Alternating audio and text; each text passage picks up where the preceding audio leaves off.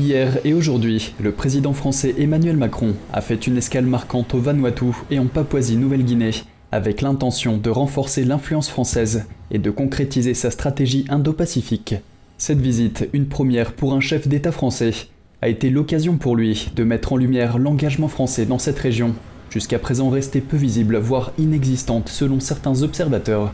Au Vanuatu, Macron a dénoncé les nouveaux impérialismes qui menacent la souveraineté des États du Pacifique, une déclaration faisant écho à la rivalité d'influence avec la Chine, les États-Unis et l'Australie dans la région. Pour y faire face, la stratégie indo-pacifique de Macron s'articule autour de deux axes, la défense et l'écologie. Avec une boussole, la souveraineté des peuples et l'indépendance des États. L'Indo-Pacifique tout particulièrement, et peut-être l'Océanie plus encore en son sein, a une souveraineté et une indépendance qui est bousculée par le monde contemporain. D'abord, la prédation des grandes puissances.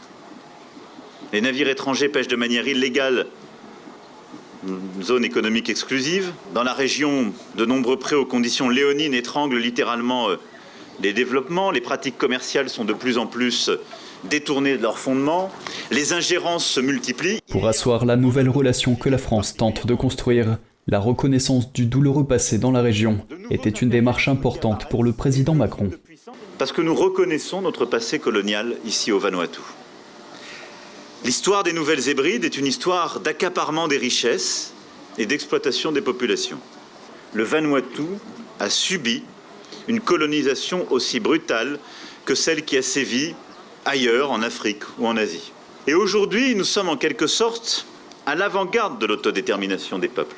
Une démarche qui, il l'espère, ouvrira la voie à un avenir plus collaboratif et respectueux.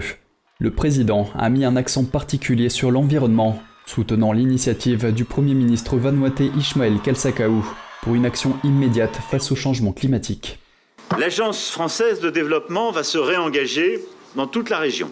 200 millions d'euros seront consacrés au Pacifique par l'Agence française de développement sur ce quinquennat, soit 5 fois plus que les 5 années passées. Et beaucoup plus que ce que nous faisions historiquement.